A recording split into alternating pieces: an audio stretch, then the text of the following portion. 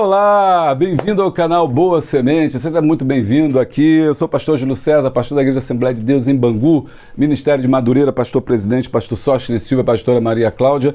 Para quem deixamos a paz de Cristo, está começando mais um EBD.com. Estamos na lição 3, participando com consciência e alegria da manutenção e do serviço. Olha, estamos felizes aqui no segundo trimestre da editora Betel Dominical, comentando aí as revistas, os temas que são vindo, servindo de subsídio para você, meu amigo, minha amiga, que é professor de escola bíblica dominical. Se você gosta desse conteúdo, não perde essa oportunidade. Se inscreve no canal. Deixa aí o seu comentário, e hoje eu vou ler os comentários aí também, né?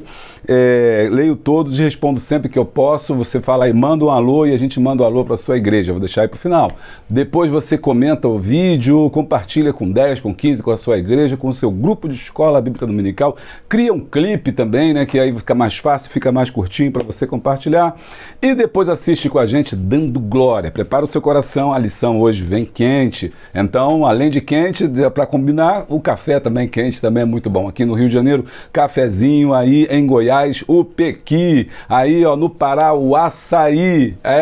Tô ficando por dentro. Na Bahia não sei ainda, mas comenta aí o que tem na Bahia. Na Bahia tem dendê, tem muqueca de peixe, escabeche, né? Eu sei, andei por Ilhéus, Itabuna, Canavieiras, conheço essa região todinha aí. Um abraço aí para vocês que estão com a gente, prepara aí o seu coração, vai rapidinho na cozinha e traz, porque daqui a pouquinho a gente tem um encontro na presença de Deus, eu e você, logo depois da vinheta. Roda a vinheta.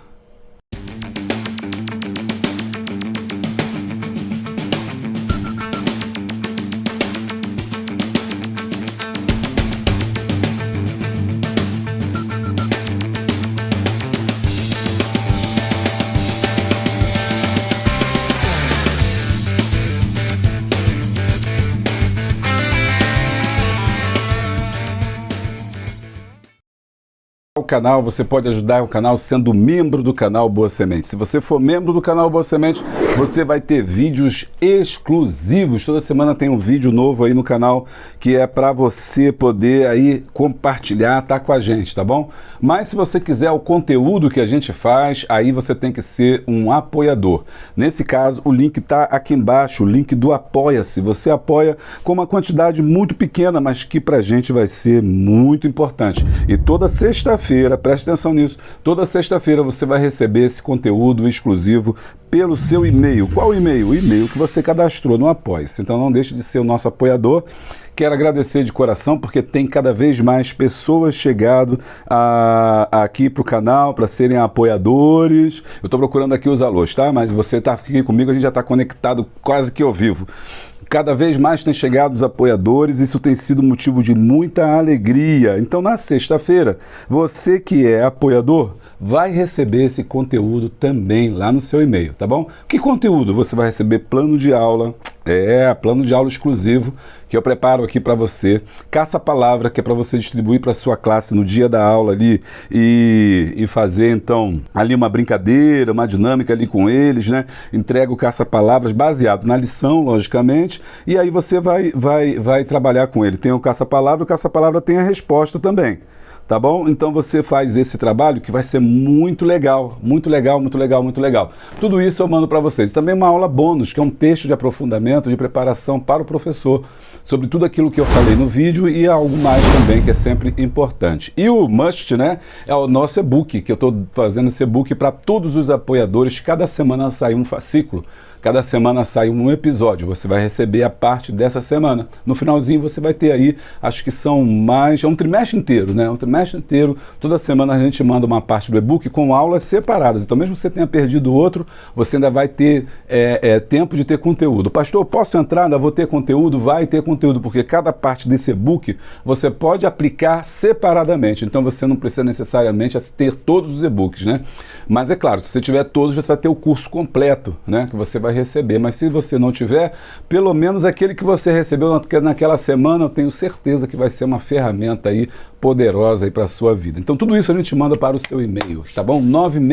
96-517-2154 é o telefone da bênção. Mas para entrar no Apoia-se, é aqui escrito Apoia-se. Entra lá no site, faz o cadastro, escolhe o valor e espera na sexta-feira. Mas se você não puder, não tem problema, né? Esse canal aqui é nosso. A gente vive da contribuição que todos vocês nos fazem semanalmente. Então, você vai para o 96-517-2154, telefone da bênção, um telefone que o Brasil já gravou.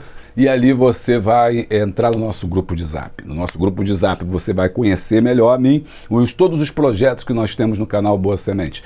Você vai receber o conteúdo gratuito, isso mesmo, gratuito. Plano de aula, questionário, tudo que é produzido pela equipe Boa Semente. São os voluntários aqui, são professores do Brasil inteiro que trabalham com a gente, que toda semana disponibilizam seu tempo e colocam isso gratuitamente, porque entendemos que a palavra de Deus tem que ser distribuída de forma gratuita. Então, para quem não pode ajudar, não tem problema, você entra lá e na sexta-feira você recebe todo esse conteúdo também no grupo de Zap. Às vezes sai um pouco mais tarde, às vezes um pouco mais cedo, mas na sexta-feira sempre sai ali o conteúdo para todo mundo. Ali você fica sabendo da minha agenda, você fica sabendo dos cursos que a gente tem, cursos para professores, cursos para superintendente de EBD, curso sobre o Espírito Santo e um monte de curso de teologia, tem um montão de coisa. Tem lá, você entra lá, eu não vou mais perder tempo, você entra lá e vai ficar sabendo de tudo que tem. E tem também o canal do Telegram. Qual é o meu conselho? Entra lá no grupo, pega tudo que é gratuito que você pode, né? O comum que todo mundo tem. E você querendo ajudar, você já faz o apoio-se. Aí você vai ter mais conteúdo e ainda vai nos ajudar financeiramente. Essa é a minha dica. Vamos lá para a lição de hoje, que eu tô animado. Não deixe de assistir também a lição de jovens. Você que é professor de jovens aí, ó, temos também as lições de jovens, gravada pelo Rômulo e pela Poli. Rômulo é meu genro, Poli é minha filha, casaram agora, tem um canal aqui, aliás, dentro desse canal tem um quadro aí, Boa Semente Jovens. Toda semana eles postam as lições do comentário da revista Conectar, tá bom? Comenta aí, compartilha, avisa lá o pessoal da igreja lá que tem comentário para jovem. Tem muita gente que nem usa a revista Betel Jovem. Tu acredita nisso? Que tem gente, deixa eu falar assim, tem gente que não usa. A Betel tem um trabalho para fazer a revista e os pastores simplesmente ignoram a revista dos jovens. Já avisa todo mundo a revista do adulto. Não, é um comentário diferenciado, voltado para as necessidades dos jovens. E a gente comenta aqui, tá bom? Você vai entrar aqui no canal Boa Semente, você vai achar lá Rômulo e Poli, toda semana eles fazem um vídeo especial para você. Lição 3, participando com consciência e alegria da manutenção do serviço. Texto áureo, e veio tudo homem a quem o seu coração moveu, e todo aquele cujo espírito voluntariamente o estimulou, e trouxeram a oferta alçada ao Senhor para a obra da tenda da congregação, e para todo o serviço, e para os vestidos santos. Êxodo 35, 21. Verdade aplicada, como povo de Deus, somos convocados a participar da manutenção dos locais de culto com nossas contribuições financeiras e nosso trabalho. O texto que nós vamos ler hoje é o texto de 1 Crônicas 29. Mas antes, vamos ver nossos objetivos. 1. Reconhecer que devemos cuidar da casa de Deus. 2. Saber que as ofertas geram bênçãos para o ofertante. 3. Ressaltar que Deus honra os que o honram.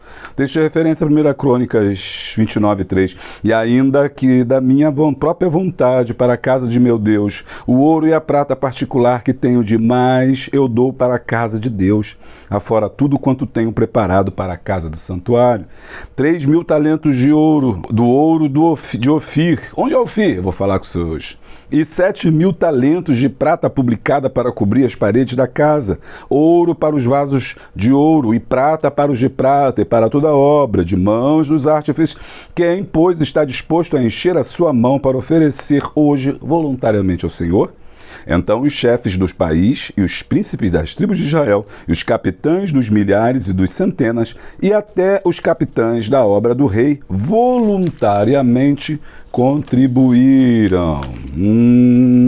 E nos sugeridos 290, 291, 432. Vamos falar com Deus? Pai, estamos na Tua presença e te agradecemos por essa oportunidade de podermos ensinar a Tua palavra. Fala conosco, Senhor, através do texto que vamos estudar. Abençoa o autor da revista, Senhor, que tem Teu servo, Teu filho, que se dispôs, ó Deus, a escrever e tem sido, Senhor Deus, brilhante, Senhor, esse trabalho. Abençoa, Senhor, a cada professor, a cada professora, superintendente, a cada um aluno até mesmo que nos assiste, aonde quer que entre sinal dessa internet, Senhor, nas casas, nos celulares, nos carros, ó Deus, onde as pessoas nos ouvem, nos escutam, se que eles sejam abençoados assim como nós estamos sendo abençoados ao gravar essa lição. E no momento em que eles assistam, sejam impactados pelo Teu poder e pela Tua glória e revigorados pelo Teu Espírito, possam ministrar as suas classes e serem bênção sem medida para os Teus filhos. No nome poderoso de Jesus é o que eu te peço. Amém. Amém, amém, amém. Bom, nós estamos hoje na lição, então, lição de número 3, né? Participando com consciência. Esse texto aqui, eu já vou entrar direto na lição, o que a gente está comentando aqui já é direto já na lição, a introdução já é feita aqui, o nosso flipchart já está preparado e você já deve só simplesmente, né, printar a tela, ou quem é apoiador recebe no final de semana isso aí também, né? Mas, enfim... Tem gente que é apoiador, mas printa a tela também. Se você printar a tela, não deixe de mandar para mim aí, ó, marcar. Isso é muito importante. Me marca aí, printa a tela, me marca, bota no Instagram, o Instagram do canal.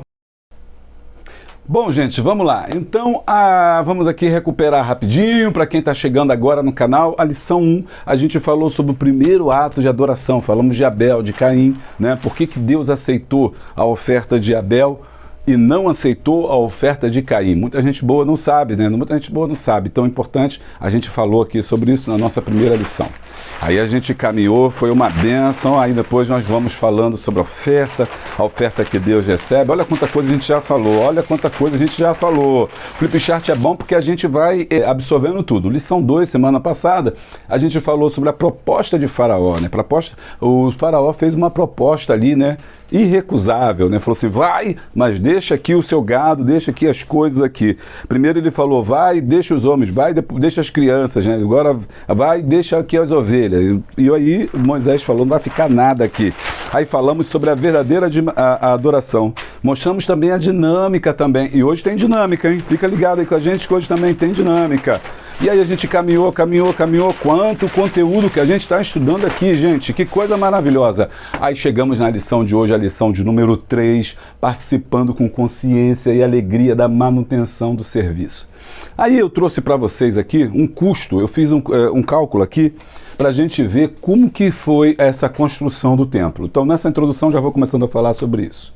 Bom, gente, vocês acompanham que o autor começou com a gente lá no Jardim do Éden, veio trabalhando no primeiro ato de adoração, Abel e Caim, depois ele vai caminhando para o deserto. Quando chega no deserto, né, o Faraó faz a proposta de não liberar o povo de Deus, né, e aí Moisés, então, não aceita essa possibilidade e vem para a adoração, vem para estar junto com o povo no deserto. No deserto, vamos lá, no deserto o povo habitava no tabernáculo. Aliás, Deus, né, se manifestava, Deus se mostrava, Deus estava com eles aonde? No tabernáculo. Gostaram aqui do meu tabernáculo aqui, ó? No tabernáculo, lugar aonde Deus se conectava com o povo, né? E primeiro foi na tenda da congregação e depois eles construíram um tabernáculo. Você sabe que o tabernáculo, ele era passageiro, era transitório, ele era feito de materiais perecíveis, de pano, de lona, né, de couro de animais, então um material realmente que se deteriorava, de corda, de madeira, era transitório, simbolizava também, né, o ser humano transitório, o ser humano passageiro, o ser humano que se deteriora com o tempo.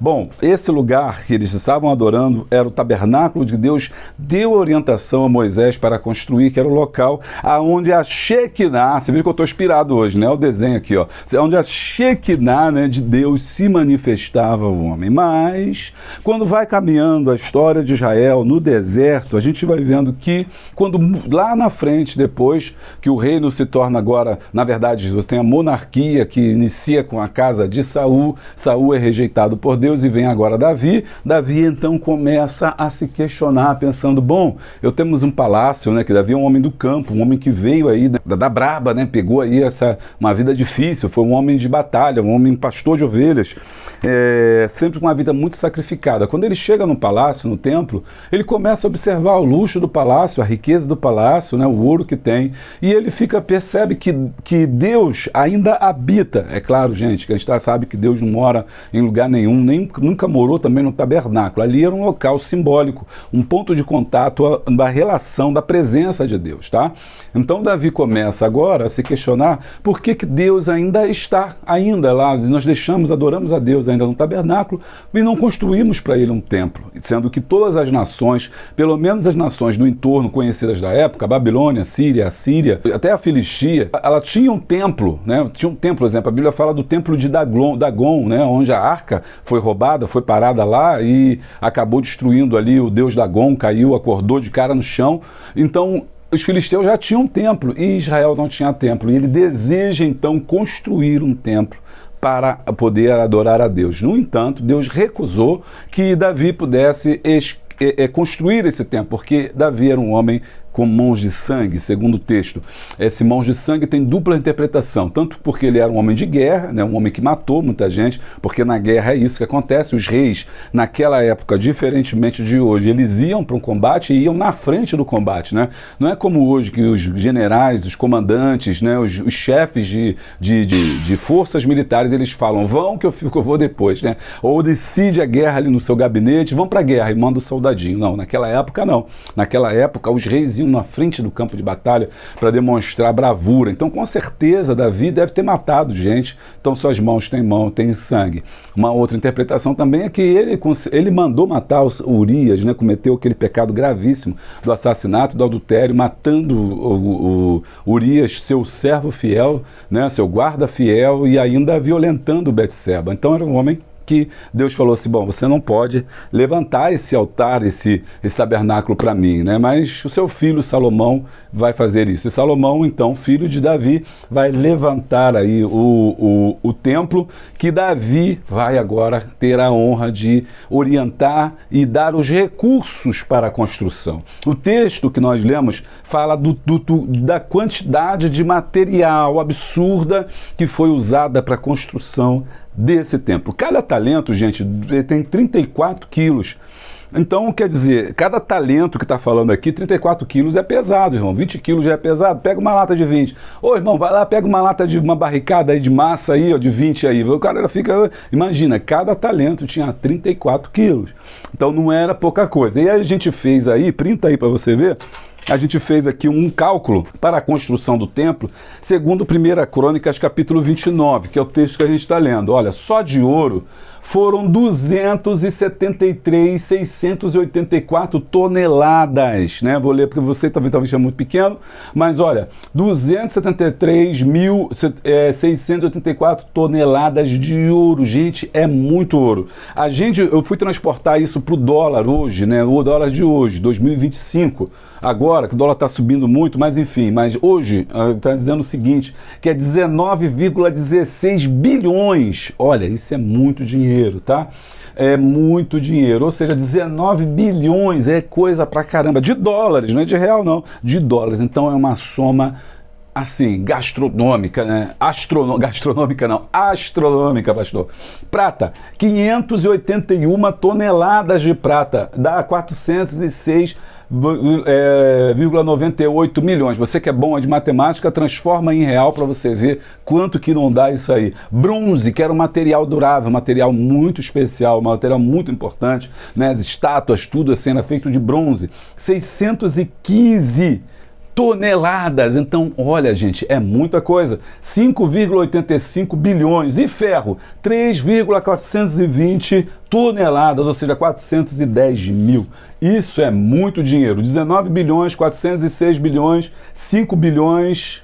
Não, 19 bilhões, 406 milhões de prata, 5,85 milhões de bronze e 410 mil. É dinheiro que não acaba mais. Por que isso aqui é importante, gente? Agora vamos pegar aqui o cerne da nossa lição. É muito dinheiro. É muito dinheiro. E o interessante que a gente leu aqui, que passou despercebido por muita gente boa, é que quem faz essa doação é o próprio rei Davi. Esse é o primeiro passo. Sai do próprio tesouro do rei Davi. Por quê? Você tem que entender que nessa época aqui, o rei também tem a sua riqueza, o seu poderio, e o tesouro, ou a nação, tem também o seu. Então, cada guerra que ele vai, eles pegam os despojos. O que são os despojos? São aquilo que eles ganham, né, daquele povo que foi conquistado. Eles pegam o ouro, pegam a prata, né, pegam a riqueza e trazem. Dessa riqueza que traz, presta atenção, isso é muito importante. Uma parte fica para o rei, que é a maior parte, logicamente. Aquela parte que fica para o rei e a outra parte ele divide entre o seu exército. Então, o exército é pago com o dinheiro de fazer guerra. Então, quanto mais guerra esse rei faz, mais rico ele fica, né? Porque ele vai ganhando mais cidades, ele vai tomando mais cidades, e quando ele toma essas cidades, ele pega os despojos de guerra. Desses despojos de guerra, uma parte fica com ele, outra parte, essa parte vai ficar para pagar os generais, para pagar os comandantes e, logicamente, pagar os soldados. Ele precisa desse recurso financeiro porque sem isso ele não faz guerra. E outra parte vai para o tesouro, que é o tesouro da nação, para os gastos da nação, que é aquilo que a nação precisa. Além disso, quando ele conquista essas tribos, né, esses grupos vizinhos, esses confrontos, ele vai cobrar impostos sobre esses povos. E desses impostos também vai fazer a manutenção do reino, né, construir estradas, construir pontes, né, construir as cercas, as necessidades, né, que é importante, comprar os grãos, os alimentos. Então tudo isso é importante, manter uma burocracia, né, pagar os funcionários, pagar as pessoas do templo, embora as pessoas do templo, aqui a gente vai ver, eles vão ter o seu próprio salário. Mas tudo isso é gasto, né? Então o rei Davi, é isso que eu quero chamar a atenção, ele é o primeiro doador. Você observa aqui que ele fala aqui, ó, primeiro ele deu exemplo, ele não cobrou isso necessariamente das pessoas. Ele não chegou rapidinho e falou assim, Israel, todos vocês trazem o ouro para cá que a gente vai fazer o templo com o ouro de vocês. Não, ele foi o primeiro, porque ele entendia que ele estava fazendo uma doação e essa oferta que ele estava dando, uma oferta voluntária, eita glória, essa oferta voluntária ia ser aceita por Deus. Então ele é o primeiro doador.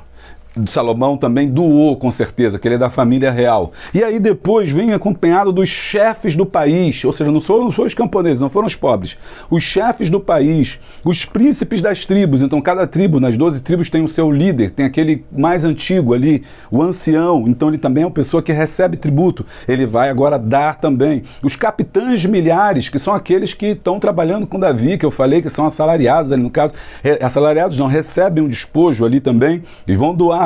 Os capitães da obra do rei, voluntariamente, olha só que interessante, Davi também não os taxou, falando assim, ó, cada capitão aí traz um dinheiro, tá? Cada um dos seus generais aí, vocês estão comendo muito aí nas minhas custas, a gente ganha as guerras aí, divide a vaca, o boi com vocês, traz um pouco pra cá. Você aí, chefe da tribo tal, da Levi não podia, né? Levi estava no campo. Você é da tribo de Ruben, traz pra cá o dinheiro todinho pra cá que eu vou confiscar isso aí, manda pra cá que eu quero construir o templo. Não. Ele foi voluntário. Ele deu a oferta e falou, gente, nós vamos construir o templo. Deus não pode ficar, né, lá no matagal, lá. Não pode ficar lá no tabernáculo, naquela situação lá. Afinal, aliás, a gente já tem que trocar aquele pelo de texugo. A gente já tem que...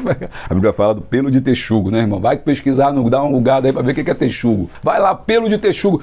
Pele de texugo já rasgou. A gente tem que comprar outra aí, mais gasto. Então, vamos construir agora o templo que vai acabar esse negócio de pano para lá e pano para cá, com os levitas andando para cima e para baixo, sacudindo as coisas. Não precisa mais, que a gente vai ter um templo, um local fixo, que vai ser em Jerusalém, capital, que Davi tinha conquistado ali dos jebuseus, montou agora a capital ali em Jerusalém. E todo mundo começou a doar. O que eu entendo com isso? Tem muita lição para a gente aprender aqui. Primeiro, o exemplo, número 1, né? O exemplo vem de cima.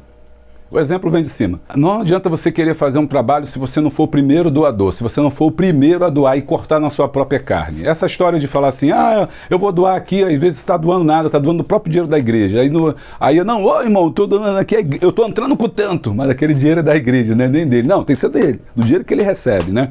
Do dinheiro dele, do salário dele, porque é uma oferta voluntária dela, uma oferta voluntária. Tem que começar de cima. Se não começar de cima, não acontece o que aconteceu aconteceu aqui. E infelizmente, às vezes, né, graças a Deus, não é o nosso caso aqui. Espero que também não seja o caso seu aí, mas por aí, por outros campos, a gente vê aí, né, não aqui, né, noutros campos, a gente vê o pessoal reclamando: ah, fulano quer fazer a obra, mas a igreja não chega junto, os pastores não chegam junto, né, os grandes não chegam junto. Pelo contrário, é justamente o contrário.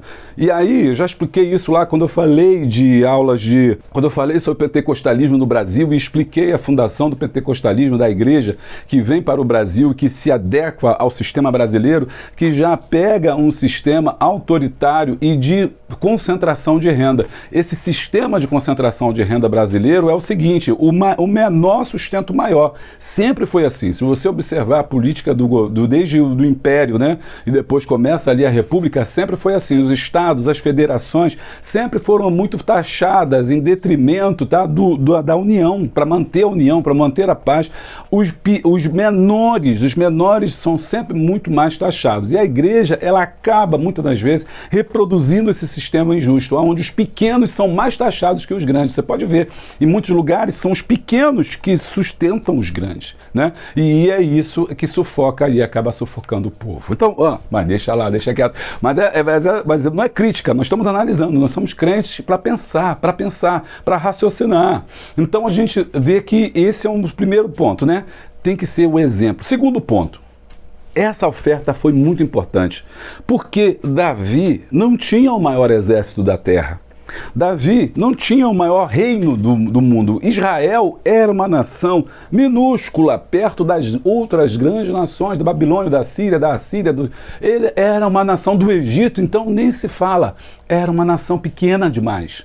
Era uma nação frágil demais. E a gente mostrou no mapa, né, nas aulas passadas, que ela ficava ali na região do Levante, uma região que era o quintal do Egito. Assim como a América hoje, a Latina, muitos casos, aqueles países que ficam em volta ali da grande potência mundial ali, é o quintal deles ali, eles chegam ali, fazem o que querem, constroem uma base naval, eles, né, impõem tarifa, impõem taxa, fazem o que quer com os países pequenos. Assim era essa região. E Israel era um pedacinho de terra. Até hoje, né, você vê que ele é pequenininho perto das outras grandes nações. Um pedacinho de terra. Olha, o Egito passava por eles massacrando. A Síria, depois, para atacar o Egito, tinha que passar por eles, também massacrava também. Então, apanhava de cima, apanhava de baixo para todo mundo. O que outro rei poderia fazer no lugar de Davi? Eu não vou dar esse dinheiro todo para construir um templo. Eu vou construir um exército. Porque quanto maior o meu exército, mais guerra eu vou fazer. Quanto mais guerra eu vou fazer, mais eu vou lucrar. Esse aí você só tem no canal Boa Semente. Só você deixa o like aí, dá o glória, compartilha. Porque aqui é para quem pensa, né? Olha que coisa profunda. A gente não pode ler a Bíblia simplesmente por ler, né? Oh, glória a Deus, ele deu uma grande oferta. Mas por que isso é importante, gente? Porque ele poderia ter feito outras coisas. Ele poderia ter equipado o seu exército.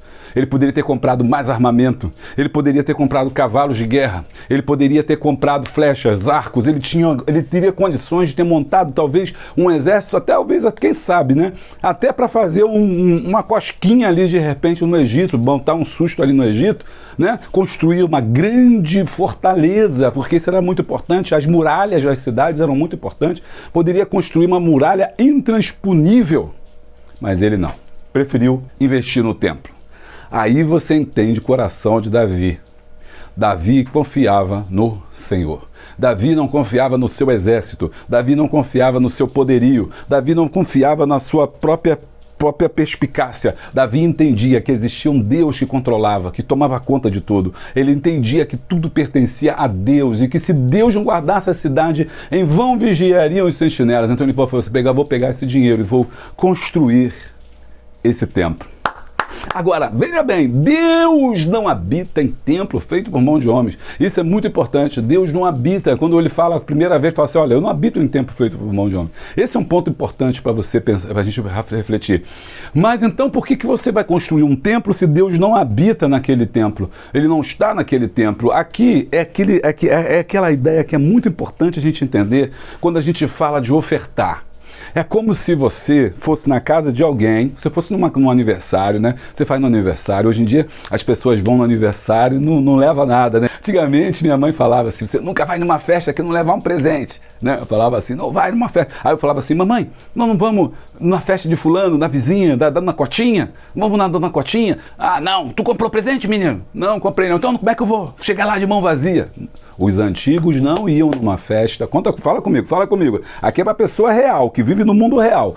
Os antigos que vem de baixo mesmo, que vem lá das comunidades, das favelas, do sertão, do brejo, lá do coisa. E não é vergonha nenhuma não, gente. Quando eu falo isso, não é vergonha nenhuma não. É para a glória de Deus, saber que Deus nos abençoa em todas as circunstâncias. É ali que está a verdadeira felicidade.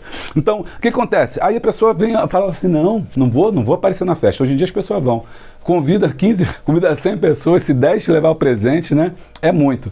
Claro que hoje você não vai fazer uma festa esperando receber presente. Então, digamos que você vai na festa de alguém te convidou e você compra um presente e você leva. Só que aquela pessoa que você vai levar o presente é uma pessoa abastada, uma pessoa que tem muito recurso. Ela tem condições de comprar aquele presente que você está dando, ela tem condições de comprar um monte deles. E você leva. E a pessoa vai falar assim, poxa, fulano, eu não te convidei por causa do presente. Eu te convidei por causa do carinho, por causa do nosso relacionamento, por causa da nossa amizade. Não precisava. Aí você vai falar assim, eu sei que não precisa, mas eu quero te dar. Isso é uma oferta. É algo que não precisa. É algo que realmente a relação de vocês não precisa disso para ser uma relação verdadeira. Mas aquele presente é uma forma de você agradar, de você dizer, eu gosto de você, eu me importo com você, eu sei que você não precisa, mas é uma forma de eu poder ser grato. É isso que é a oferta que Davi está fazendo. Ele sabe que Deus não vai morar ali, Deus não precisa disso. A casa de Deus, como a gente assistiu semana passada, é qual? Quem lembra? A casa de Deus é oikos. A palavra significa casa, né? Casa comum. É a casa de Deus, é a nossa casa também. É a planeta Terra. O universo é dele. A Bíblia diz que ele está assentado sobre o trono e a terra é o estrado dos seus pés, ou seja, é como se ele estivesse com os pés sobre a terra. A terra é só um descanso dos pés dele, porque ele está todo esse universo. Olha só que coisa grande. Mas um homem lá num país pequenininho, numa cidadela menor ainda, numa cidade do tamanho de um ovo, resolveu construir um templo para Deus, dizendo assim, Senhor, este lugar vai ser separado, vai ser consagrado para te adorar e bendizer o teu nome. É essa lição que nós vamos estudar hoje. E se você acha que ela é importante, comenta. Glória, deixa um foguinho, fala alguma coisa aí para eu saber que você está aqui, que acho que é muito importante. Ela vai tocar em muitos corações. Aliás, já estou tocando no meu e eu espero que toque no seu. Então essa é a nossa introdução. Por isso que é importante fazer essas somas. Printa a tela, mostra para sua classe, vê aí como é que vai fazer. Eu vou mandar isso para os apoiadores, né?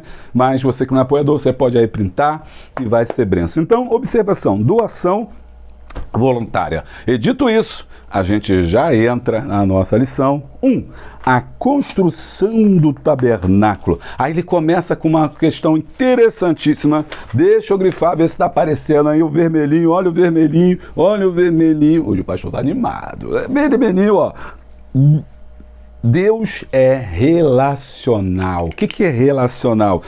Olha o vermelhinho, olha o vermelhinho. Deus é relacional. O que é isso? Ele se relaciona. Se relaciona com quem? Se relaciona com o homem. Quando você analisa a história de todos os outros deuses, eles não querem contato, eles não querem saber. Por exemplo, vou dar um exemplo aí da Grécia, né? Na Grécia Antiga não tinha relacionamento. Zeus não se relaciona com o homem. Ele só vai lá, só desce do Olimpo para dar uma relampagada, uma relampejada no homem lá. Ele desce, tá com raio em um, fica com ciúme do outro, né? Ele não quer saber do homem. Ele não é um Deus relacional, ele é um Deus de relação. Agora Deus não, Deus é Deus é um Deus de relação. Ele mostra também que nós somos seres relacionais. E nesses seres relacionais, Deus sempre escolhe lugares de contato. Que são lugares de contato? Locais onde eles se encontram, locais onde o homem e Deus está se encontrando, se conectando um ao outro. Então, olha só que coisa bonita. No Éden, ele se encontrou no jardim. Ih, eu acho que, peraí, deixa eu passar o vermelhinho. Deixa eu passar o vermelhinho que você não está enxergando. Jardim. Pronto, não precisa chorar. Jardim, ele se encontra no jardim. No deserto, Deus se encontra com o homem no tabernáculo. Vai segurando aí essa onda aí, ó. Do deserto, Deus se encontra no tabernáculo. Em Israel, na época da monarquia, Deus se encontra com o homem no templo. E agora, no Novo Testamento, olha que coisa tremenda, hein? Deus se encontra onde? No coração. De quem? Do homem que aceita, do homem que bate. Jesus fala: eis que estou à porta e bato.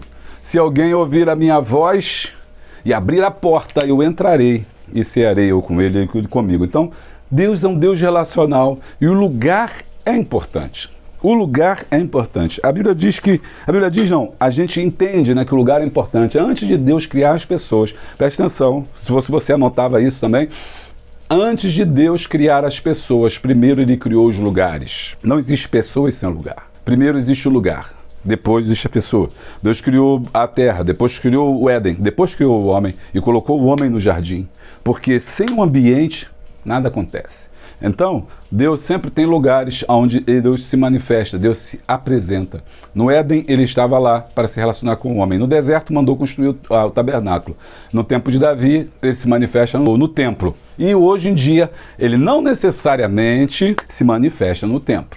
Isso é uma verdade. Aqui ele só falava com Deus no jardim, só falava com o homem no jardim. Depois que o homem saiu do jardim, ele saiu da presença de Deus. Aqui só falava com Deus o homem no tabernáculo e com Moisés no Monte Sinai. Aqui em Israel se manifestava no templo. E aqui na igreja ele se manifesta no coração. Por isso Jesus diz para aquela mulher: nem aqui, nem no poço de Jacó, você vai adorar, porque os verdadeiros adoradores adorarão ao Pai em espírito e em verdade. Aleluia. Tá gostando? Deixa o like e dá o glória. 1.1. De onde a glória se manifestava? Isaías 47:7 diz que fomos criados para a glória de Deus. Isso é muito tremendo.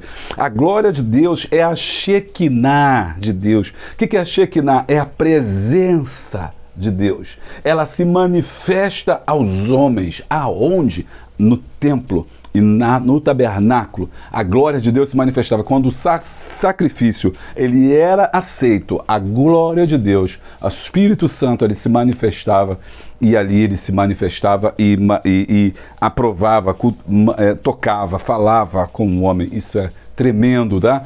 Hoje, essa Shekinah, ela se manifesta em vários lugares, principalmente em nosso coração, e também se manifesta no templo, mas não por causa do templo, mas por causa das pessoas que estão no templo. Então, por isso que durante um culto abençoado, um culto avivado, você sente a presença, você sente a glória de Deus, você sente Deus falando ao seu coração. Por que Deus parece estar ali naquele local? Porque as pessoas estão ali. Quando acaba o culto, que as pessoas vão embora, não vai ninguém sentir nada ali, porque Deus não está ali, Deus está dentro das pessoas, ele vem com as pessoas, chega com as pessoas, se manifesta ali, quando essas pessoas montam. Isso é muito profundo, não sei se você tem profundidade, maturidade para entender a profundidade do canal, né, do trabalho que a gente faz aqui, mas eu tenho certeza, como muita gente comentou ali: pastor, sua aula é benção, eu estou crescendo, eu estou aprendendo, isso é importante para mim, não tive tempo de fazer uma teologia, não tive tempo, não tive recurso, né, e agora eu estou aqui trabalhando na obra de Deus, fazendo o que eu posso, e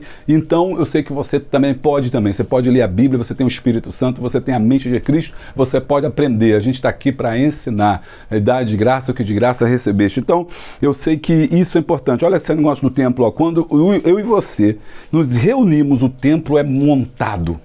Então, eu sou o templo, eu não sou o templo, eu sou uma parte do templo, você é uma parte do templo, ele é uma parte do templo, nós somos parte, nós não somos o templo, nós somos parte do templo.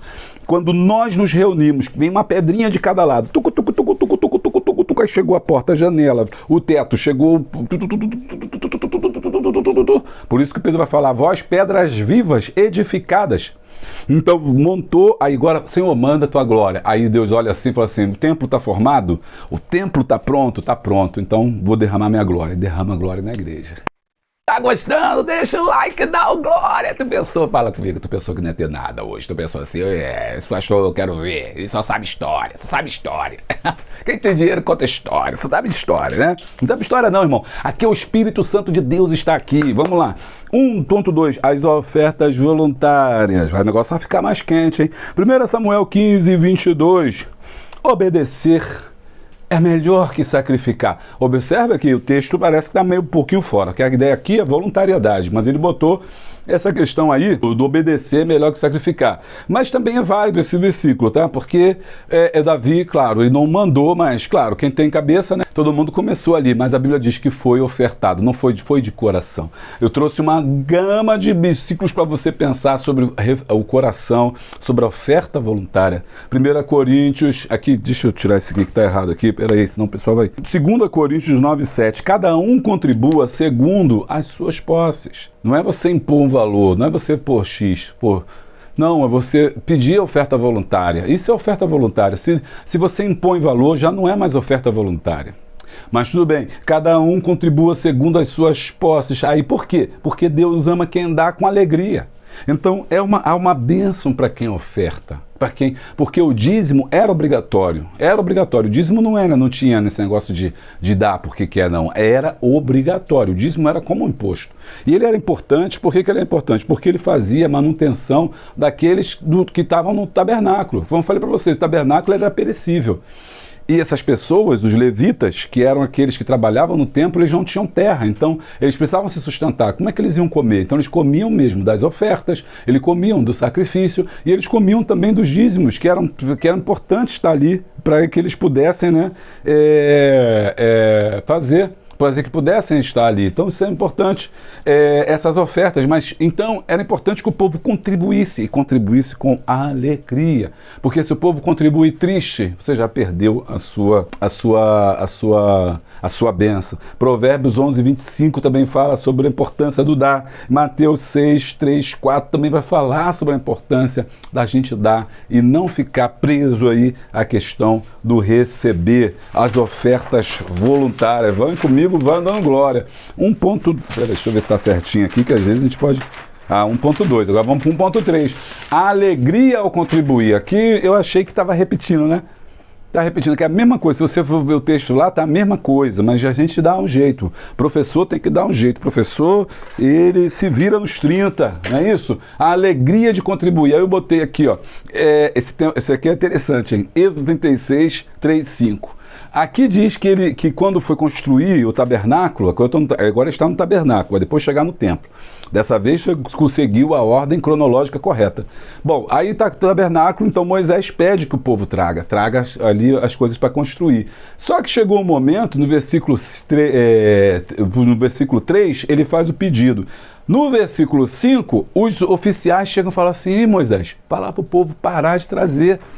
Fala para o povo não trazer mais não, que está cheio, não tem nem mais onde botar mais. É muito ouro, é muita prata, é muita coisa que esse povo está trazendo. Para trazer, não traz mais não, que não tem nem onde botar. E hoje? Deixa eu gravar de outra coisa aqui.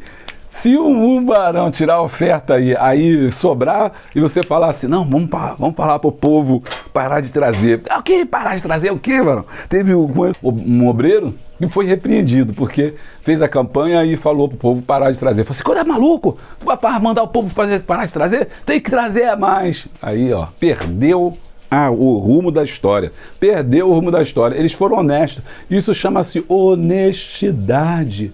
Ele falou, chega, não precisa mais trazer. Estamos abastados. Não precisa mais tirar da sua casa, da sua família lá, trazer, porque não precisamos mais, já alcançamos aquela meta. Olha que coisa bonita. Hoje, infelizmente, em muitos lugares não acontece isso. Atos 20:35 também fala sobre a importância de ajudar, né, as comunidades de fé. Lucas 6:38, dai e ser-vos-á dado. Olha que tremendo. Então, quando você contribui, quando você oferta, né?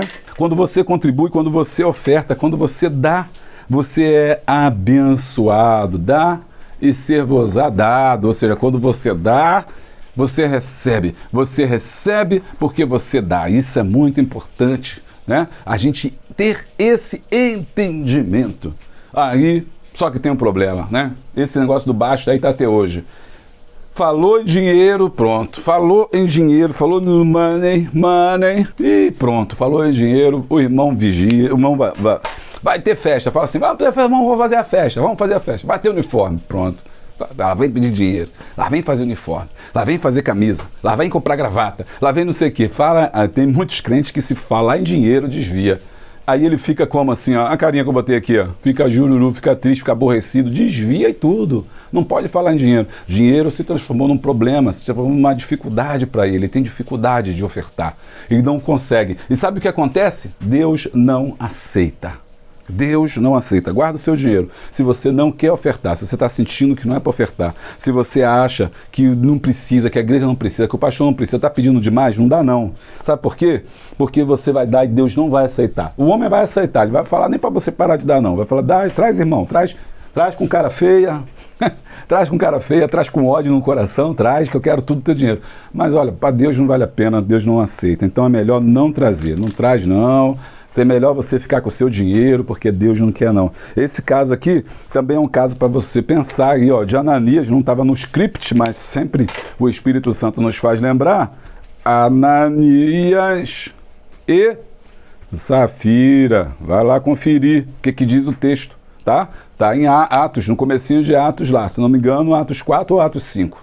Acho que é Atos 5, tá bom? 2, vamos entrar no 2, mas antes de entrar no 2, deixa eu falar com você, curso para professores de EBD, esse é importante você fazer, estar aí com a gente estudando, estar com a gente aí se preparando, né? Porque é muito importante, eu espero que você esteja aí comigo nesse trabalho. Eu quero mostrar para vocês o nosso novo livro, Café com Deus, esse aqui é o número 1, é o mais vendido, é o 68º livro vendido pela Amazon no tema de devocional. Só perde para aquele outro lá, né? Aquele outro não tem como, né? É mundial, Café com Deus Pai. Já comprou o Café do Deus Pai? Dá uma força aqui o pastor Júlio César aqui, pastor das comunidades aqui, dos pretos, né? De que trabalha com cultura racial, com fé, com evangelho pentecostal. Dá uma força aqui pra gente. Compra o Café com Deus. Se você quer comprar pela Amazon, não deixa de marcar, de postar. Só que a gente está no Café com Deus 2, tá? Eu não tenho um livro aqui, ele é capa vermelha.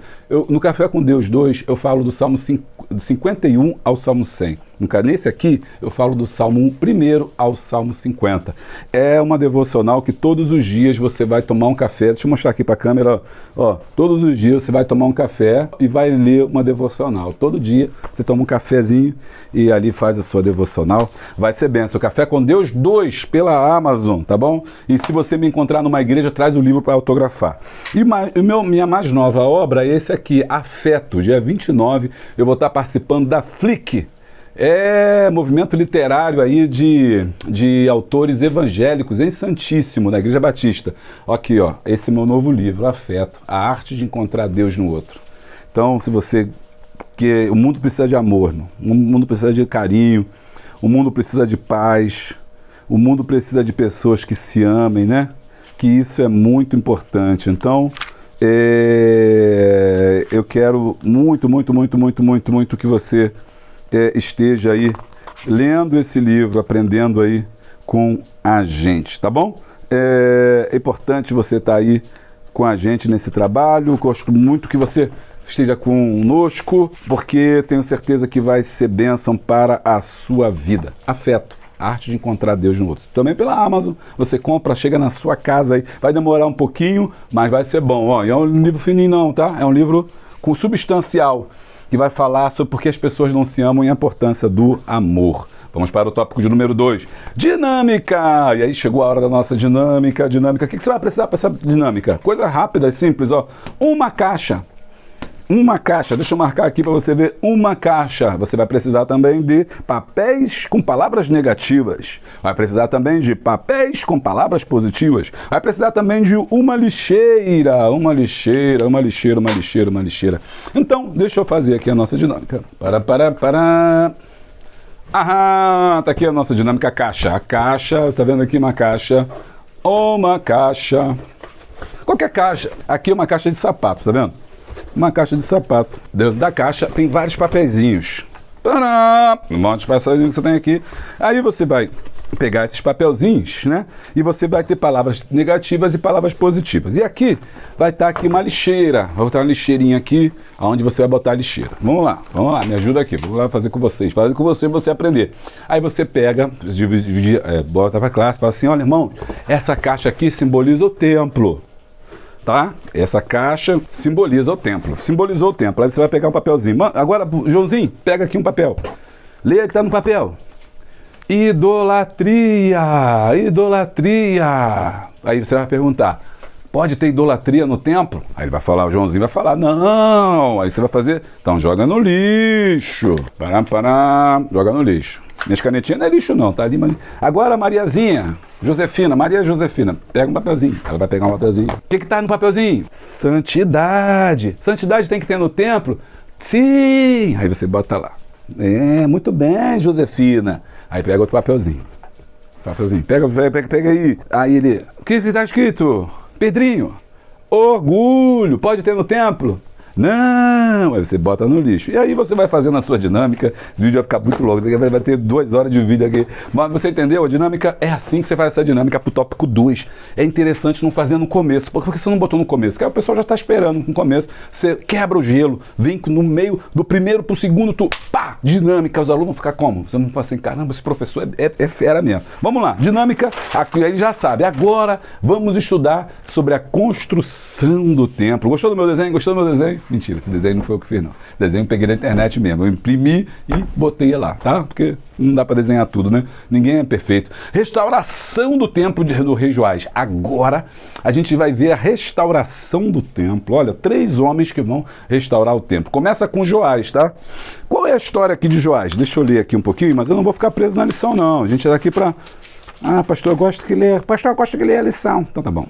Vamos lá. Opa, virou aqui. É a lição 3. A restauração do templo. O tabernáculo esteve entre o povo de Deus durante toda a caminhada pelo deserto. Anos mais tarde, foi substituído pelo majestoso templo, idealizado pelo rei Davi, edificado por seu filho Salomão. Com o passar do tempo, a construção foi se deteriorando e alguns dos reis de Judá, para preservar a verdadeira adoração, exortaram o povo a ofertar para restaurar o templo. Primeiro, a restauração do templo no dia de Joás. O rei Joás viveu dias de prosperidade quando teve sacerdote Joiada ao seu lado, pois o monarca não tinha habilidade para reinar por sua maturidade. 2 Reis 12:2. Antes, a adoração a Baal havia se intensificado entre os hebreus, de tal forma que não houve preocupação em manter a conservação do templo do Senhor, que estava em destroços. O rei Joás então estimulou o povo e os sacerdotes a coletar ofertas para custear a reforma do templo e renovar a aliança com Deus. Como é que está nosso esquema hoje então aqui? Bom, vamos lá. Então esse é o templo, né, que estava deteriorado. E por que o templo estava deteriorado? Por causa do papel de 2 reis horríveis que Israel teve, né? O Acasias e Atalia. E Atalia foi assim uma das piores aí, né? Porque ela, ao assumir o trono, ela vai tentar matar toda a descendência real. Nesse período desses 2 reis aqui, nós temos agora saques. O templo começou a ser saqueado, depredação e profanação, porque os utensílios que estavam dentro do templo começaram a ser usados para Baal. Por que isso acontece? Porque Acasias e Atalia começaram a, como é que eu vou dizer, desfigurar o templo. Mas como é que eles fazem isso? Olha só, vem comigo, só aqui você vai ter essa explicação. Como é que eles conseguiram desorganizar o templo? Eles conseguem desorganizar o templo não pagando os sacerdotes, os levitas. Lembra que eu falei que os sacerdotes e levitas, eles viviam das ofertas? Quando você não faz oferta, quando você não estimula o povo a oferta, o que acontece? Quem vai passar fome? Os levitas. Então, muitos levitas, aqueles que trabalhavam, que limpavam, que cantavam, que adoravam, que cuidavam da manutenção do templo, começam a deixar o templo. Por que eles não vão trabalhar mais no templo? Porque eles não têm mais comida. Então, o que eles têm que fazer? Tem que voltar para o campo. Então, com isso, eles começaram a fazer com que o templo entrasse num período de deterioração.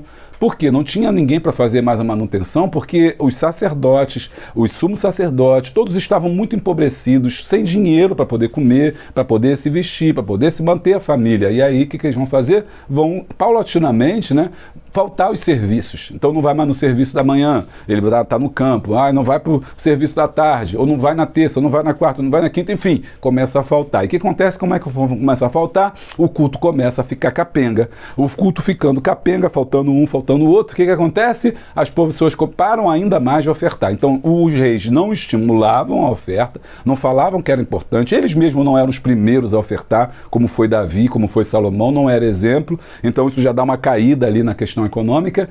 O povo não ofertando, o templo passa por dificuldade, as pessoas que trabalham no templo passam dificuldade, deixam o templo meio que abandonado, eles se aproveitam dessa situação e falam, o templo está largado mesmo, não tem ninguém lá, não tem ninguém trabalhando também, o pessoal não quer trabalhar, e a gente vai pegar um vaso lá, vamos usar. Vamos pegar um utensílio, vamos pegar uma prata, vamos pegar um copo, um talher, vamos pegar um pano lá, vai tudo pegando no templo, o templo vai começando a ser profanado por conta disso, ele vai sendo deteriorado. O que a gente aprende com isso? As pessoas que trabalham precisam de salário. As pessoas que trabalham precisam de salário. Você precisa pagar as pessoas que trabalham manutenção do templo. Não tem esse negócio mais hoje em dia de ir por amor. Não, vamos botar os diáconos para fazer. Isso foi em 1900 e bolinha, primeiro aqui no Rio de Janeiro, porque as pessoas hoje trabalham muito, né? Tudo bem que uma pessoa pode fazer um trabalho voluntário, mas a igreja tem que ter condições de pagar as pessoas que trabalham lá. E pagar o salário que é necessário, assim, na carteira, se possível for. Tá? Eu sei que muita gente agora vai falar que não pode não, que não tem condição. Não, você tem que andar correto perante a lei. Se você quer um trabalho de excelência, você precisa valorizar o trabalhador. Né? Não, você tem que... É isso mesmo, tem que valorizar quem trabalha, quem está ali dando sangue. Paga direitinho quem está fazendo, limpando, porque senão o tempo vai se deteriorar. Né? E se você chega numa igreja suja, quem vai doar numa igreja suja, caindo nos pedaços? Só uma reflexão, só para você não ficar triste comigo não, você não vai me assistir mais. Então, olha só, tá pensando, meu Deus, que eu vou parar nesse canal desse pastor louco? Não, mas não é loucura não, a loucura de Deus parece loucura, mas não é não. É o certo, é que a gente ficou tão errado, e quando alguém aparece falando certo, o pessoal fica assim, é mesmo, não é que ele tem razão, né? Então, isso aí foi o que aconteceu com o templo. Além disso, a Thalia, ela que vem de uma família problemática ali, né? Tem um texto, tem uma lição, foi muito poderosa. Vai lá no canal AD Bangu, assiste lá o pastor Sóstenes Silva. Ele deu uma aula um dia no culto de obreiro falando sobre a Thalia e sobre o Joás. Isso aqui tá gravado, gravei na minha memória. Quando eu li, lembrei dele. Vai lá na playlist, procura lá, não sei qual é o tema, mas tem vários estudos bíblicos que ele fala e conta a história. Professor historiador, ele conta a história direitinho, como é que é importante, né, ter alguém para ajudar. Ele fala um pouco sobre isso, né? Então a Thalia foi um problema sério, quis matar Joás, mas essas coisas estavam acontecendo no templo. Qual foi o papel então de Joás? Joás restaurou o culto. Ele falou assim, não, vamos restaurar esse culto, vamos dar dinheiro para começar aí, vamos ter culto. Não, vamos ter culto. Vamos lá fazer as festas, tem que fazer as solenidades, mas não tem dinheiro, tá aqui o dinheiro, faz o culto, não deixa a porta fechada não. Não deixa a porta fechada. Restauração do templo com no local de adoração, né? Agora não, o povo começou a voltar, porque se não tinha culto, o pessoal dispersa. Tu fala assim, hoje não vai ter culto não, que tem goteira. Conserta a goteira, irmão, mas tenha culto. Não tem dia para consertar a goteira, mas faz o culto, pega a oferta e conserta a goteira, tu não pode parar. E ele falou assim, não, vamos voltar para a adoração. E aí ele constrói, ele reconstrói e o povo começa a voltar. Qual é o papel de Joiada? Joiada era o sumo sacerdote, que ele vai fazer? Não dá tempo da gente falar tudo, mas o sacerdote Joiada foi fundamental na vida de Joás. Por que ele foi fundamental? Porque ele salvou Joás da destruição. 2 Reis 11, que é o que o pastor Sóstenes fala, ungiu Joás como rei, que ele é da linhagem lá real, e instruiu ele. Então, enquanto, o autor até fala sobre, enquanto Joiada estava vivo, né, ele foi falando, vai lá no templo, restaura o templo. O templo é lugar de santidade, o templo é lugar de Deus. A religiosidade do povo vai voltar quando você fizer isso. E ele faz isso. E o que eu tiro para a lição? Como é bom ter um mentor, né? Como é bom ter um mentor. Como é bom ter alguém que possa te instruir. Ninguém pode fazer nada sozinho, ninguém pode existir sozinho, ninguém pode ser o cara, achar que é o cara que faz, que acontece. Você precisa de mentores. Você tem um mentor, você tem alguém que te orienta, você tem alguém que você busca conhecimento, ou você acha que vai aprender sozinho. Eu sou autodidata. Não existe isso. Você tem que ter um mentor. Quem é um mentor? É uma pessoa de Deus, é uma pessoa que tem um conhecimento de Deus, que é cheio de Deus, que tem o dom da sabedoria, ou a palavra de conhecimento, que você vai te instruir. Alguém que você olha, que você admira, que você ouça também. Porque tem gente que não ouve conselho, tem gente que não ouve pessoas, né? Tem gente que não ouve ninguém, ele sai fazendo as coisas da cabeça dele, eu falo, meu Deus, de onde esse homem tirou isso? Ele sai fazendo as coisas, não consulta, e quando consulta a pessoa errada. Consulta patota, consulta os amigos, consulta pessoas íntimas. Essas pessoas patotas, amigos, não podem ser seu conselheiro necessariamente. Escolha um conselheiro que pense até diferente de você, porque ele vai te dar uma outra opinião. Escolha um conselheiro que muitas vezes te confronte porque esse cara vai te abrir os olhos para muitos erros que você não vai cometer. Agora, se você se cercar de pessoa ruim, você vai ter conselho ruim, de pessoas que são bajuladores. Tem gente que gosta de bajulador, tem líder que gosta de bajulador, ele é cercado de bajulador, ele anda, tá cheio de bajulador. Tu olha assim, então, bajulador, cheio de bajulador, que fica, aqui meu fulano, aqui ciclaninho, toma aqui, bajulador. Aí ele fala assim, tô bonito, tá bonito, fulaninho, tá bonito, tá lindo, que ele tá às vezes fazendo um montão de besteira, tá fazendo o templo lá, tá deteriorando tudo, tá lindo, nunca teve ninguém assim. Aí você gosta disso? Bajulador vai te levar para o buraco. Então você tem que ter pessoas sérias, pessoas comprometidas, que estejam realmente preocupadas com você. O mentor se preocupa com aquele que ele está orientando, e por isso que ele chama atenção, por isso que ele redargue. Como o apóstolo Paulo vai falar com Timóteo, repreenda, exorta, redargue, ou seja, vá lá, chama atenção, fala como é que tem que ser feito, mas infelizmente muita gente não ouve. Graças a Deus, Joás não era desse tipo, era um homem que ouvia. Enquanto o Joiada estava vivo, ele fez um bom negócio. Bom, como o povo vai ofertar? Esse é o tópico, o próximo tópico. Deixa eu botar aqui para você poder, quando mais enxergar, né? Como o povo vai ofertar? Ó o mistério aqui, virou! O povo oferta quando? Como é que você faz o povo ofertar? Ai, na minha igreja o povo não oferta. Na minha igreja o povo não quer nada. Na minha igreja o povo tá com a mão fechada. Na minha igreja, deixa eu chegar para cá para você enxergar melhor. Com esse olho tão grande para enxergar melhor. Aqui, o povo não oferta. Por quê? O povo oferta. Vamos aqui para você marcar. Printou? Dá uma printada aí. Ih, Deus do céu, caiu o negócio. Pode parar de gravar. Alô? Ok. Vamos continuar. Para de gravar. Quando o povo oferta quando há sinceridade. Quando há sinceridade, o povo oferta. O povo oferta quando há transparência.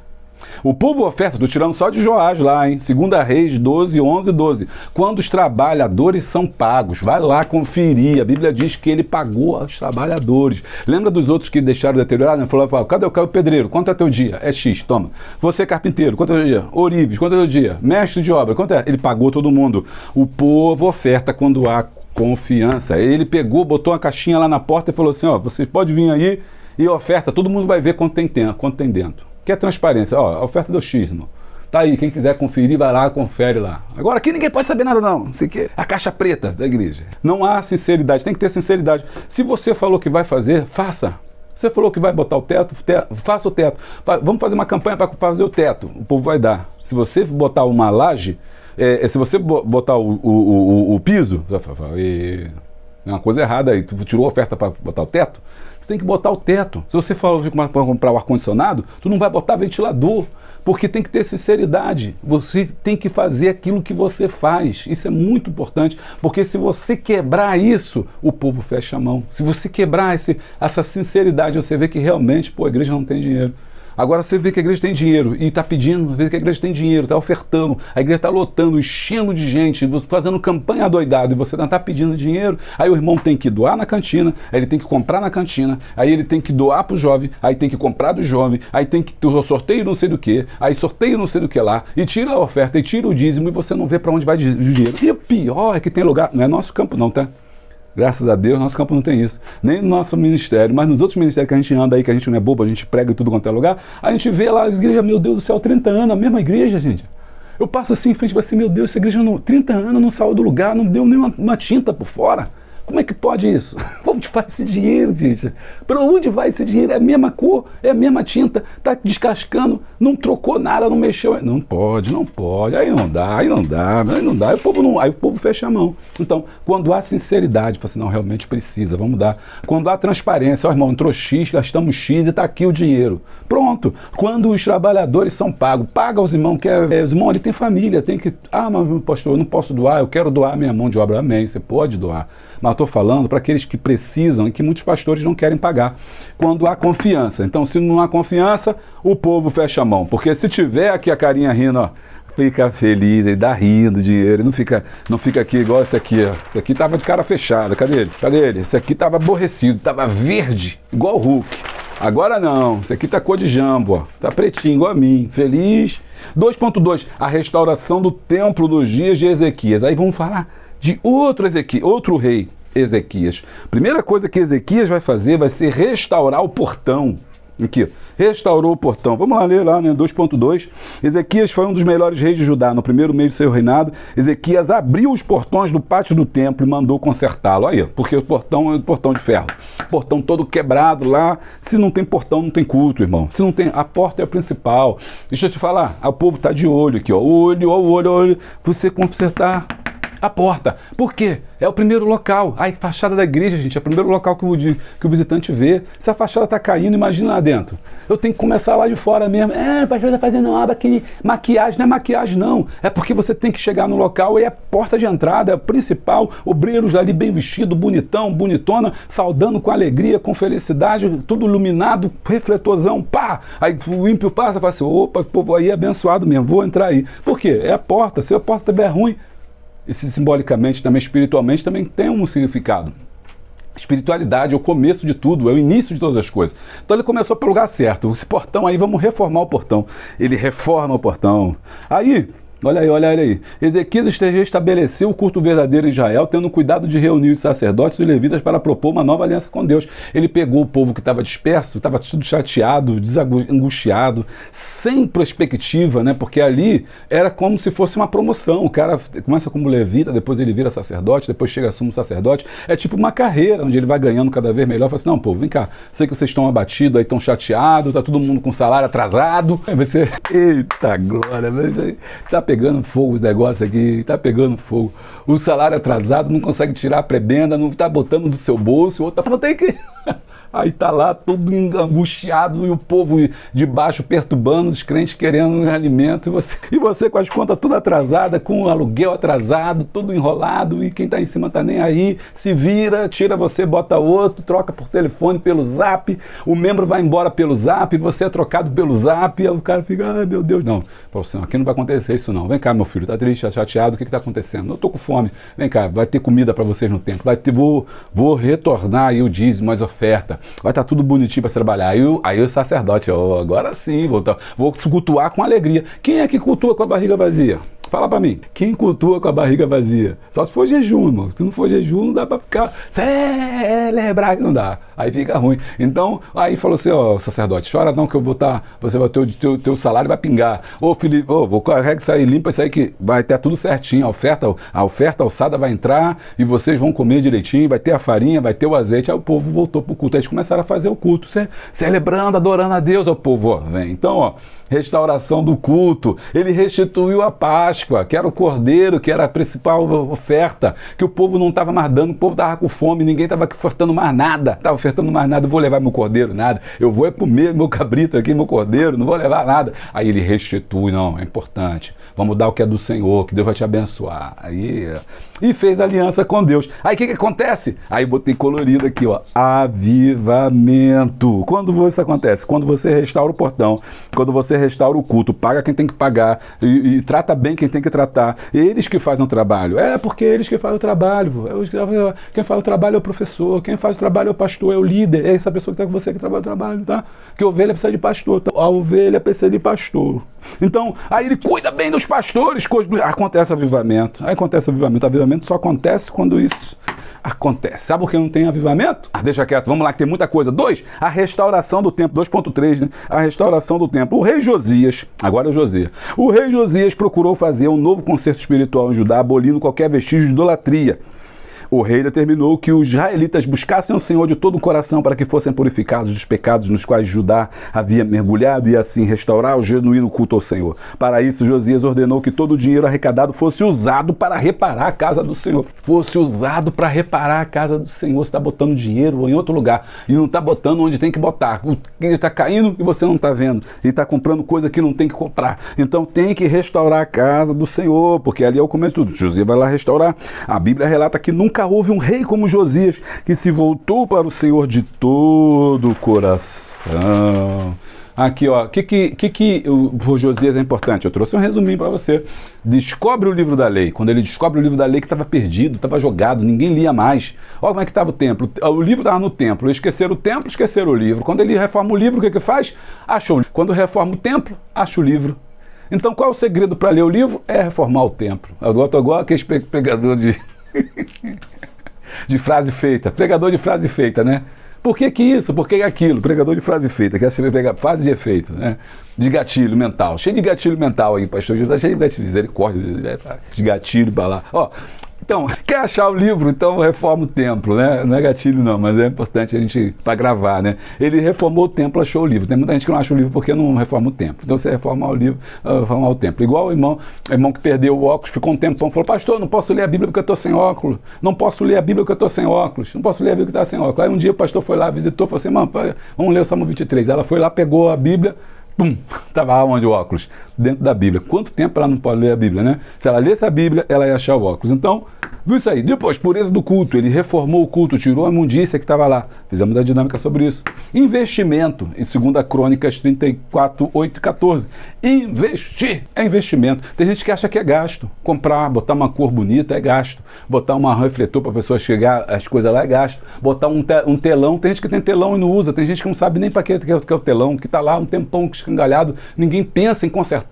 Aí o ímpio chega e fala assim, poxa, aquele negócio pendurado no teto não é uma... Rapaz, ninguém conserta isso, não funciona, não tem luz. Quando tem luz, ninguém vê nada aqui, está tudo na escuridão, no brilho. Investimento. Tem que investir na música, tem que investir nos instrumentos, tem que comprar instrumento novo, tem que... e fala em investir, o nego vira bicho, não é? Quero dinheiro não é para isso não. Aí, o povo fecha a mão. E é que eu estou falando, é o segredo. Se todo mundo assistisse a Escola Bíblica Dominical aqui nesse canal, esse mundo ia ser uma benção. Esse mundo ia ser uma benção, não ia não? Fala comigo aí. Comenta aí, sei que você está doido para comentar, ser comentador. Vamos lá, vem para cá, senão esse negócio vai dar ruim. Quando os reis... Quadro dos reis reformadores. Então, para você agora recapitular, entender legalzinho, Joás foi o primeiro que a gente estudou, né? Que foi lá e restituiu o templo, escapou de Atalia. Tinha o Joiada, que era o seu mentor, cerca de 835. Depois veio Ezequias, 715, né? O rei da cara para a parede, o cara que também fez lá, consertou o portão. Josias foi aquele que achou a lei, 640, e também reformou tudo aí. E o último reformador. Eita! Está demais hoje, Jesus está muito abençoado. Cristo, ele foi o último reformador. Não foi. Ele entrou no templo e falou, a minha casa será chamada casa de oração. A reforma de Jesus não foi uma reforma material, não foi reforma do livro, não foi reforma do portão, foi reforma espiritual. Que, na verdade, quem construiu aquele templo não foi nem eles, foi o Herodes, o templo de Herodes. Templo que um pagão construiu para ficar bem na fita. Ele chegou a Jesus e falou assim, vocês estão transformando a minha casa do meu pai em covil de ladrões, raça de víboras, sai daqui! E aí ele, cambada, te expulsou todo mundo. O último reformador é Cristo, é aquele que vai oferecer também o último sacrifício, mas não na terra, no tabernáculo da glória, aleluia, chegou lá e apresentou seu sangue por nós, e nós damos glória por isso. 3, o cuidado com a casa de Deus, agora sim. E o templo, né? Como é que a gente cuida do templo? Sabendo que, gente, a casa de Deus não é a igreja, tá? Só um detalhe aqui que eu vi que, como assim, parece que é a casa de Deus, não. A casa de Deus é casa, Deus não mora em igreja, não, a gente já explicou isso. Mas, isso não quer dizer que você não vai cuidar. Então, 3.1, muitos irmãos compreendem que o templo é um espaço de oração e celebração, portanto precisa de cuidado, claro, né? Aqui eu botei uma igreja cair nos pedaços, ninguém gosta, né? Ninguém merece uma igreja cair nos pedaços ali, tudo estragado, tudo deteriorado, não dá, né? Não dá nem para sentir a presença de Deus. Você fala assim, mas lá na África, mas lá na África é o que eu tive lá, eu sei que é a dificuldade que eles vivem. É outra coisa, mas mesmo assim celebram com alegria, divide aquilo que eles têm. É lá no pé, na pau a pique, chão de barro, lata velha batendo lá com bateria, mas sente a presença de Deus, que Deus não está nessas coisas. Portanto, o problema é quando a gente pode fazer e não faz. Então, isso é importante. 3.2, né? Devemos honrar a Deus com os nossos bens. Doar é um privilégio, não um prazer. É um dever, né? Uma obrigação. Não, você tem que dar porque é obrigação. Não, oferta não é obrigação. Oferta, ela é voluntária. Se você aprender isso, tua igreja vai crescer. 3.2, né? Honrar a Deus com os nossos bens é um privilégio. Aqui, privilégio. O que é privilégio? É você entender que você não precisa, mas você quer fazer. É isso que é importante. É uma forma de você honrar a Deus, sabe? É um privilégio. A obra de Deus não é para obrigação. A obra de Deus é privilégio. Você tem que botar na cabeça das pessoas. Você tem que entender que é uma honra poder fazer isso, entendeu? Não é para Deus, é para você. Deus aceitar a sua honra. Não é qualquer um que pode fazer isso. Então eu tenho que ser um privilegiado. Contribuir financeiramente para a manutenção do templo. Quando honramos a Deus, expressamos gratidão, consciência de que tudo pertence a Ele, confiança na sua provisão, ou seja, de que Deus já provê o necessário para a sua vida. Essa honra está em coisas simples, como ofertar para a manutenção da reforma da igreja. Então vai fazer campanha? Pô, faz campanha lá, oferta, vamos construir, vamos fazer. Se cada um der um pouquinho, não vai ficar pesado para ninguém. Mas é importante que tenha isso, que o pastor seja exemplo, que os líderes, os obreiros sejam os primeiros a participarem. Aqueles que ganham mais vão dar segundo a sua possibilidade. Então, quem ganha mais, dá mais. Quem ganha menos, dá menos, mas todos contribuem. Aí você vê a alegria. Agora você vê aquele irmão que ganha menos, mais ganha, chega na igreja de carro importado, não oferta nada, não dizima, não faz nada. E aí você cobra daqueles pequenos que é assalariado. Quem sabe quem mantém a igreja? Quem mantém a igreja são as viúvas, são os aposentados. Isso é muito triste. É alegria, sim, por um lado, por saber que essas pessoas são fiéis, mas por outro, sabendo que pessoas que poderiam dar e não dão. E estão lá usufruindo de ar, usufruindo de ventilador, usufruindo de uma série de coisas e não ajudam em nada. Isso é muito triste, porque a igreja é sustentada por pessoas pobres. A gente tem que mudar essa mentalidade. Quem tem mais, tem que doar mais. Sabe o que acontece? E às vezes o irmão está lá na igreja, vou falar. Comenta aí, pastor, fala aí que eu vou falar. Aí vai falar assim, aí tu ora pelo irmão, para Deus abençoar o irmão. Aí o irmão vem daquela luta lá, assalariado na comunidade, tal, não tem nada, e ele oferta, ele dizima. Quando ele começa a ganhar um pouco mais, sabe o que acontece? Ele vai embora. Aí ele começa a achar que a igreja já não é mais no seu nível, a igreja já não está mais no seu métier, a igreja já não está mais, né? Ah, não vou dar mais no dízimo aqui não, esse teto caindo, essa coisa. Por que ele que agora Deus abençoou, é ele que tem que agora chegar ali e falar, não, vamos consertar isso aqui, vamos melhorar isso aqui. A igreja é um local onde a gente vive, a gente passa o maior tempo da nossa vida, às vezes você vai passar dentro de uma igreja. São dois lugares que você vai passar o maior tempo da sua vida, no trabalho, e no segundo lugar que você vai passar o maior tempo da sua vida é na igreja. Então você tem que cuidar, ali você vai criar seus filhos. Tem gente que não quer saber dessa linha do Kids, não quer saber, você nunca foi ver o local onde seus filhos ficam no culto, você nunca foi lá, você nunca se preocupou em saber se estão sentando num banco adequado, se tem uma mesa adequada, se a tia está bem, porque é ela que cuida lá do seu filho, da sua filha durante 2 horas. Tem gente que nunca viu a sala lá em cima, gente. Nunca viu, nunca ajudou, nunca ofertou, nunca tirou uma escala de serviço lá. E é o filho que está lá, é o neto que está lá. A igreja é nossa, a igreja da comunidade. E aí eu louvo a Deus por estar na Assembleia de Deus, não sai daqui. Só se Deus me tirar, falar assim, meu filho, teu tempo acabou aí, tu vai embora. Mas a princípio, do sistema da Assembleia de Deus não sai, porque a Assembleia de Deus, como o nosso presidente fala, é construída pelos membros. Isso é muito bacana, porque a igreja não pertence a um homem. Isso é muito lindo, porque hoje as igrejas têm dono. Hoje a igreja tem dono, chega lá na igreja fulano lá, tem o pastor fulano é o dono da igreja. Se ele quiser, ele te arranca de lá. Meu filho, vai embora, aqui é a minha igreja, aqui, mete pé. Na nossa Assembleia de Deus não existe isso, que a igreja pertence a Deus. O nome é Assembleia de Deus. Tem um líder que nós respeitamos, tem os nossos líderes, tem os nossos bispos, tem os nossos pastores presidentes que nós amamos e honramos, mas eles entendem e eles sabem que a igreja não é deles, a igreja é de Deus, o rebanho é do Senhor. E porque a Assembleia de Deus não é construída pelo homem, a Assembleia de Deus é construída pelos membros. Isso que é lindo. Então, se a Assembleia de Deus é construída pelos membros, e é esse que é o segredo dela, é que as pessoas têm prazer de doar, de ofertar e de construir e de cuidar da manutenção, impede justamente que pessoas se achem donas, porque ninguém é dono, entendeu? Então você está numa igreja onde você é livre para cultuar e adorar a Deus, então aproveita isso, oferte, seja uma pessoa que oferta, uma pessoa que doa, uma pessoa generosa, cuide do local onde você está, que é a sua família também. 3.3, cuidado com a casa de Deus, está falando muito, cuidado com a casa de Deus. Para evitar problemas estruturais é recomendável que o templo passe por uma manutenção periódica, feita por profissionais qualificados. Aqui às vezes o pastor não quer pagar e chama qualquer um, e aí vem um, constrói uma escada, aí vem outro, destrói a escada, outro vem, constrói uma galeria, outro vem, derruba a galeria, o outro vem, bota um telhado, o outro bota a laje, o outro tira a laje, o outro bota... O dinheiro é sagrado, aquilo é... Eita ferro, Jesus tem misericórdia. Então, feita por uma manutenção periódica, feita por profissionais qualificados. Irmão, tu sabe fazer isso? Então faz. Tu não sabe, irmão, deixa aí. Não vai botar esse piso errado, vai gastar dinheiro. Outro dia eu vi um pastor falar assim, não, piso de igreja é assim mesmo, a gente bota aqui, daqui a pouco a gente tira, amanhã, no ano que vem, a gente troca, bota outro. Não, irmão, não é assim. Aquilo é dinheiro, não pode. Se fosse empregado de uma multinacional, já tinha sido mandado embora, que você vai gastar o dinheiro deles lá, vai. Nossa disposição em ofertar para a casa específica demonstra gratidão ao Pai Celestial por todas as bênçãos. Contribuir financeiramente para a manutenção do templo é participar de uma semeadura em boa terra, na certeza de que o Senhor Deus é fiel e poderoso para continuar suprindo todas as nossas necessidades. Desde que começou a levar suas ofertas ao templo, o povo passou a ter abundância de alimentos. Aqui, ó, 3.3, o cuidado com a casa de Deus reflete quem somos. Aí, coisa linda. Quem nós somos? Nós só sabemos quem nós somos quando nós ofertamos na casa de Deus. Então isso é muito importante. Então, se o tempo está caindo os pedaços é porque as pessoas não estão nem aí, né? Não tem nenhum cuidado, né? Aí a cara do líder. O templo reflete as pessoas que ali cultuam. Então, o templo, Deus não mora no templo, Deus não está lá, está nós, mas o local que a gente cultua diz muito sobre nós. Diz mais sobre nós do que sobre Deus. Comentário! Chegou nos comentários agora antes da conclusão.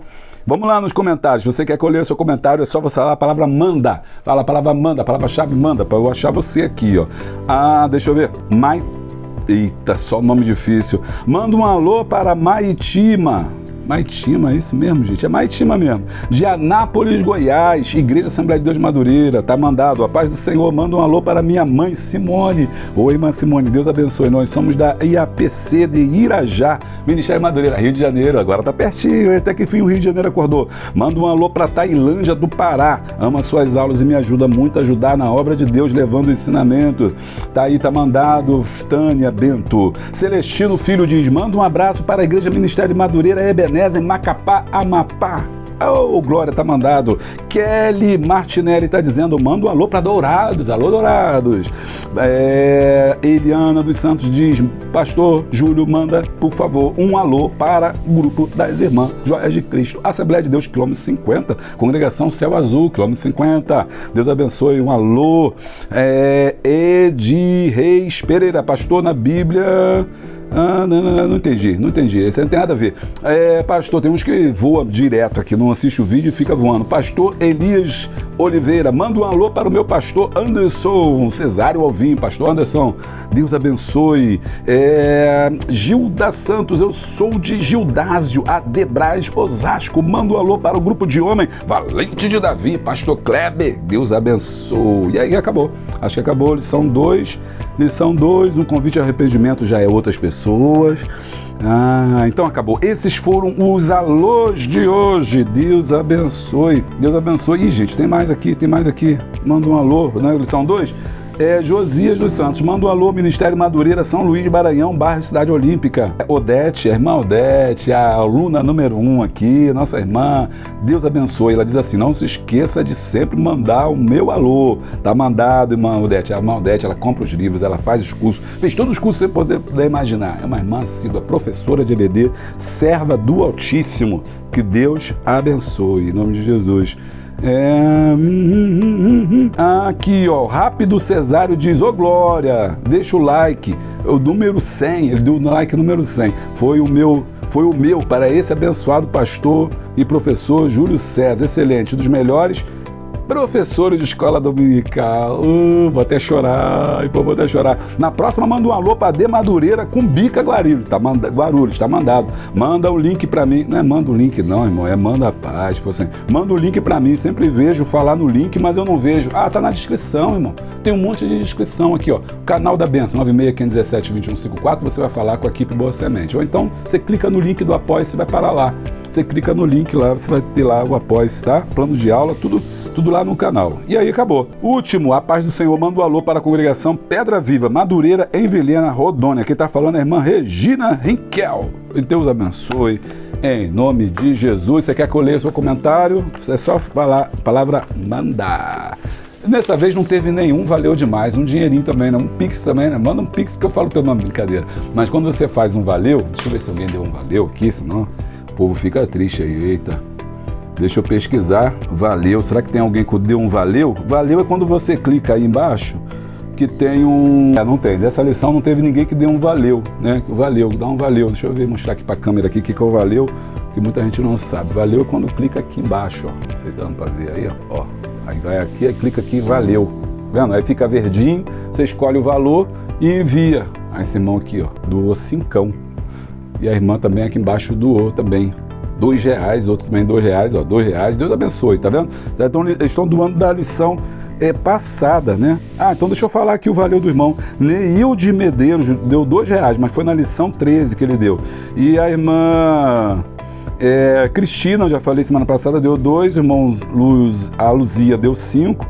Valeu demais, valeu demais, muito obrigado, Deus abençoe. 2 semanas atrás, Lilian Roberto deu um valeu também, ó. Mas na lição 12 do trimestre passado. É que tem gente que assiste a lição passada. Deus abençoe. Não deixe de ver também nosso vídeo novo sobre mordomia. Vou falar sobre mordomia do dinheiro. É aprofundamento da lição, tá? Não perde não. Conclusão. O cristão evidencia sua lealdade quando serve a Deus de todo o coração, inclusive com seus bens, abençoando a casa do Senhor com alegria. Bem, eu vou ficando por aqui. Não se esqueça, se inscreva no nosso canal, deixa o like, dá o glória, clica no sininho em todas as atualizações. Assim você não vai perder nada. Beijo grande, abraço forte e a paz de Cristo. Imagine despertar o potencial divino em cada aluno da sua escola dominical. O curso online do Perro Júlio César é a chave para essa transformação.